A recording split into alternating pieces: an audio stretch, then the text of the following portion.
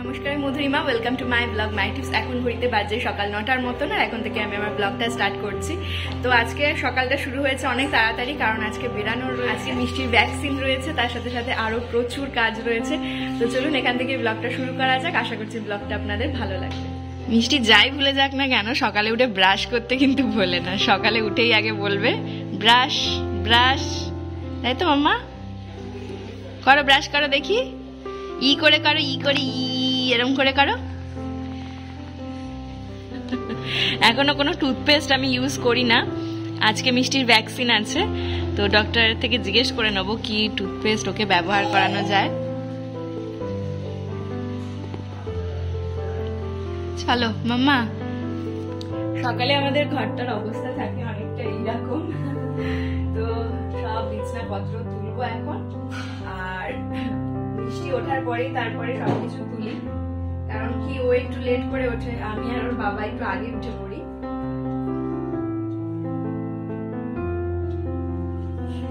মাম্মা চলে চলে চলে, আমরা ঘুরতে যাবো তো, চলে এসো। আমরা ভু ভু করে ঘুরতে চলে যাবো।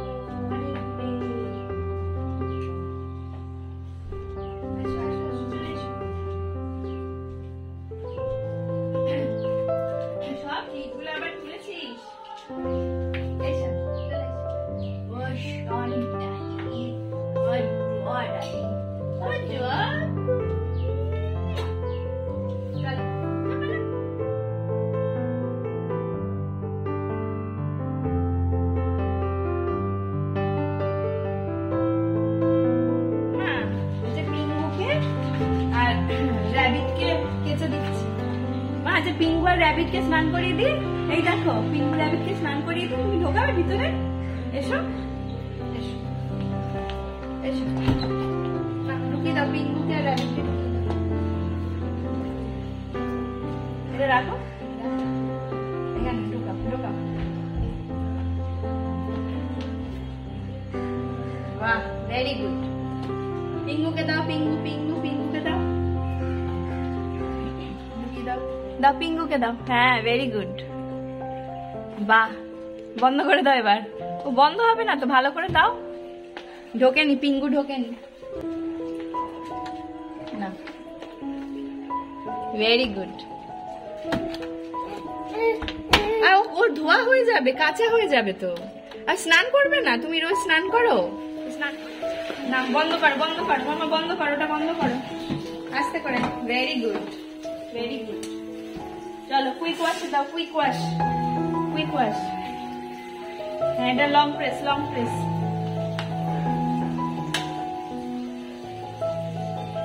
Very good.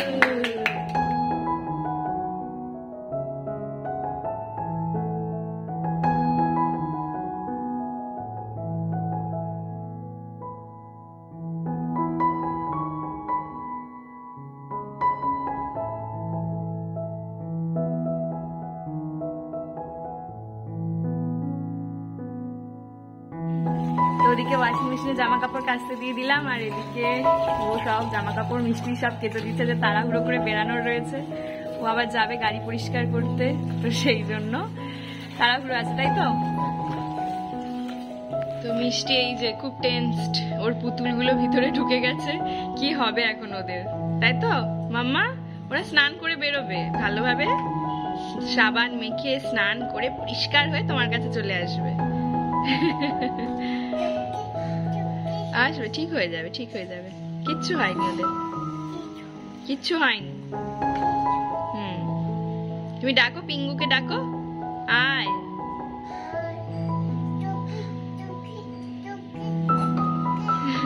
ও ভাবছে ওদের কষ্ট হচ্ছে। তো এই যে এখন মিষ্টির ব্রেকফাস্ট রেডি করব। আজকে ভয়েস দেওয়ার টাইম নেই, তাই এইভাবেই ভয়েসটা দিয়ে দিচ্ছি। তো মিষ্টির ব্রেকফাস্টে আজকে থাকবে ড্রাই ফ্রুটস পেস্ট, আর তার সাথে সেরেল্যাক। তো এই যে কি হলো কি হলো কি হলো, তো এই যে মিষ্টির ড্রাই ফ্রুটসটা পেস্ট করে নিই।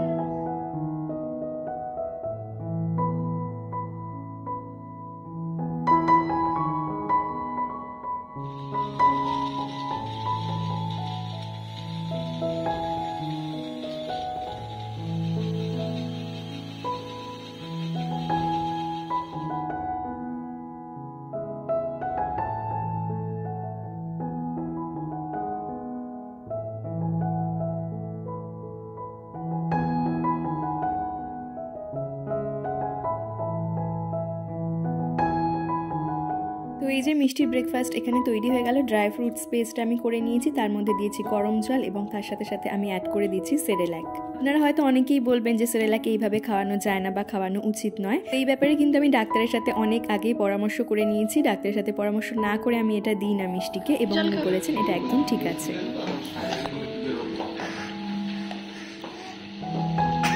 আস্তে আস্তে আস্তে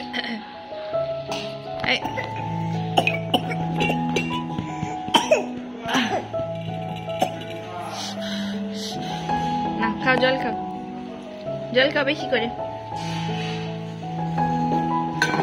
তো আপনারা অনেকেই জিজ্ঞেস করেছিলেন মিষ্টির এই ওয়াটার বটলটা কোথা থেকে কিনেছি লিংক দেওয়ার জন্য। তো এটা না অফলাইন কেনা, আমাদের এখানে বেলঘড়িয়ায় কসমো বাজার হয়েছে।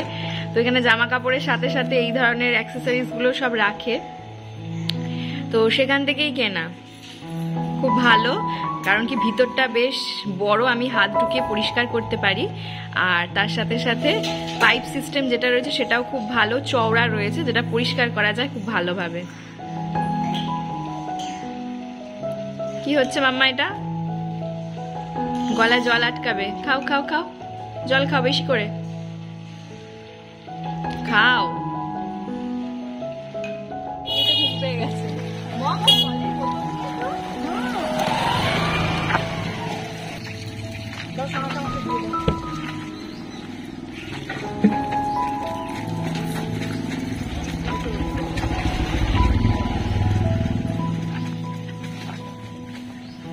এখানে মিষ্টি মামা মিষ্টি আর মম গাড়িতে বসে আছে, আর মিষ্টির মা গেছে মিষ্টির জন্য জলের বোতল আনতে, ভুলে গেছিল।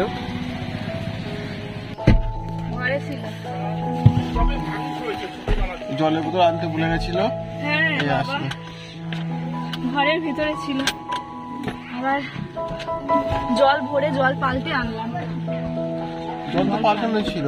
হ্যাঁ পাল্টানো ছিল কোথায়? খিচুড়ি খেলো না, খিচুড়ি দিয়ে পড়েছিল, এটা পাল্টে নিয়ে এলাম। মাম্মা এদিকে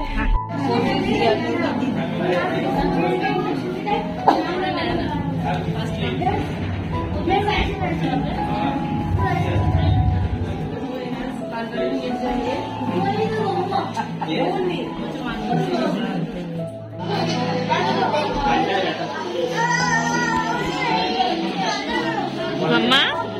আচ্ছা ইঞ্জেকশন দেবে? দেবে না? ভয় কাচুমাচু হয়ে আছে, একটু বড় হয়ে গেছে না, বুঝতে পারে। মিষ্টির ভ্যাকসিন নেওয়া কমপ্লিট। তো চলো এবার যাওয়া যাক নেক্সট বাড়ির দিকে। তো আমরা এখন দাঁড়িয়ে রয়েছি ডিভাইন চাইল্ড কেয়ার ইউনিটের সামনে। আর আজকে মিষ্টির ডিভাইনে ইনফ্লুয়েঞ্জার ভ্যাকসিন ছিল, 2 বছরে যে ভ্যাকসিনটা দেওয়া হয়। তো ভ্যাকসিনটা কমপ্লিট হয়ে গেল। মিষ্টির আবার নেক্সট ভ্যাকসিন আছে পরের বছর, মানে পরের বছর জানুয়ারি মাসে, 2026-এর জানুয়ারি মাসে। তো এই কয়েকদিন অনেকগুলো পরপর ভ্যাকসিন হলো, আবার নেক্সট ইয়ার। মিষ্টি ওখান থেকে একটা বেলুন কালেক্ট করে নিয়ে এসেছে। তো আমি জানতাম না, যখনই যাই দেখি বাচ্চাগুলো বেলুন নিয়ে খেলা করে। হ্যাঁ, তো আজকে মম দেখলো যে বেলুনটা ওরা রিসেপশন থেকেই দেয়, চাইলে দিয়ে দেয় বাচ্চাদের জন্য, পুরো এক প্যাকেট ভর্তি বেলুন রেখেছে। আমি নিয়ে এসে তারপর ফুলিয়ে দিলাম। আর মিষ্টি বেলুনটা নিয়ে ভীষণ ভীষণ মজা করছে। উঠে বসে বসে উঠতে পারছে না, উঠতে পারছে না।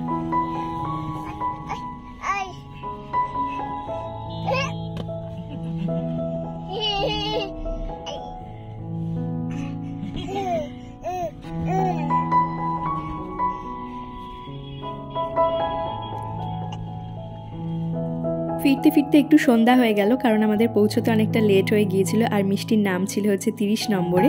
কাল রাত অবধিও পরিস্থিতি সবকিছু নর্মাল ছিল, কিন্তু রাতের পর থেকে এবং আজকে সকাল অবধি পরিস্থিতি অনেকটা পাল্টে গেছে। মমকে দেখতে পাচ্ছেন কতটা সুস্থ লাগছে, মুখ চোখ দেখে বোঝাই যাচ্ছে না যে আর কিছুক্ষণ পরে সে ভীষণ অসুস্থ হয়ে পড়বে। তো মমের রাত থেকে রক্ত বমি শুরু হয়, কারণ কি মমের যে স্টেন বসানো ছিল, আপনারা যারা আমার রেগুলার ব্লগ ফলো করেন তারা নিশ্চয়ই জানবেন মমের গল ব্লাডার স্টোন হয়েছিল এবং স্টেন্ট বসানো হয়েছিল। জানুয়ারি শেষের দিকে এবং ফেব্রুয়ারির প্রথম দিকেই মমের গল ব্লাডার স্টোন অপারেশন হওয়ার কথা হচ্ছিল এবং সেই অনুযায়ী ডাক্তার দেখানো হয়েছিল, কিন্তু মাঝে কিছু প্রবলেমের জন্য স্টেনটা সরে গিয়েছে। আর স্টেনটা সরে যাওয়ার ফলে এই বিপদটা হলো। তো সেজন্য ইমিডিয়েট মমকে হসপিটালাইজড করতে হবে। তো সেজন্য সমস্ত রকম ব্যবস্থা আমরা করছি। রাতে আমরা বাড়ি ফিরে আসার পরে হাজব্যান্ড মমকে বাড়িতে পৌঁছে দিয়ে আসে, তো তখন অবধিও সেরকম কোনো প্রবলেম ছিল না। তো রাতে 1:30 নাগাদ এরকম প্রবলেম শুরু হয় এবং সেটা কন্টিনিউ হতে থাকে। তো যাই হোক, এইটা আপনাদেরকে বলার মানে হলো যে আগামী কয়েকদিন হয়তো আমার ভিডিও শিডিউল থেকে আমি সরে যাব এবং একটু প্রবলেম হবে, কারণ বাড়িতে কেউ অসুস্থ হলে এটা তো হওয়ারই থাকে, তাই না? তাও আমি যতটা সম্ভব ভিডিওর মাধ্যমে আমি নিজেকে আপডেট রাখার চেষ্টা করব। আর এই যে মিষ্টি আসার পরে রাতের খাবার খেয়ে এখন ঘুমিয়ে পড়েছে, আর ওর বাবা একটু বেরিয়েছে, আর এখন আমিও ডিনারটা করে নিচ্ছি। আর এই কয়েকদিনের মধ্যে আবারও ওয়েট কমাতে হবে, কারণ আমি আরও 2-3 কেজি ওয়েট গেইন করে ফেলেছি। বেশ কয়েকদিন ধরে প্রচণ্ড মিষ্টি খাওয়া হচ্ছিল এবং তার সাথে সাথে এই শীতকাল আসার ফলে কি হয়, একটু উল্টোপাল্টা খাওয়া হয়ে যায়, কচুরি, তারপর নানা রকম তেলের জিনিসপত্র, এই সমস্ত কিছু। তো সেজন্য 2-3 কেজি ওয়েট গেইন করে ফেলেছি। তো সেজন্য আবার নিজেকে শিডিউলের মধ্যে আসতে হবে, ডায়েটের মধ্যে আসতে হবে। ঠিক সেই জন্যই তাড়াতাড়ি রাত্রেবেলা খেয়ে নেওয়া। আপনারা যারা ওয়েট কমাতে চাইছেন, ওয়েট লস করতে চাইছেন, তো ডেফিনেটলি এইটা মাথায় রাখবেন যে রাত্রে, মানে খুব রাতে যাতে আমাদের যাতে ডিনার করতে না হয়, আমরা তাড়াতাড়ি ডিনারটা সেরে ফেলতে পারি 8:30-9টার মধ্যে। তো যাই হোক, আজকের ব্লগটা তাহলে এখানেই শেষ করছি। আশা করছি আপনাদের ভালো লেগেছে। যদি ভালো লেগে থাকে তাহলে চ্যানেলটা সাবস্ক্রাইব করে দেবেন। কেমন লাগলো অবশ্যই কমেন্ট সেকশনে জানাবেন। আর আপনার করা একটা লাইক আমাকে নেক্সট ভিডিও বানাতে অনেক অনেক বেশি মোটিভেট করবে। তাহলে আজকের ভিডিওটি এখানেই শেষ করছি। ফিরবো নতুন ভিডিও নিয়ে। ভালো থাকবেন, সুস্থ থাকবেন। ধন্যবাদ।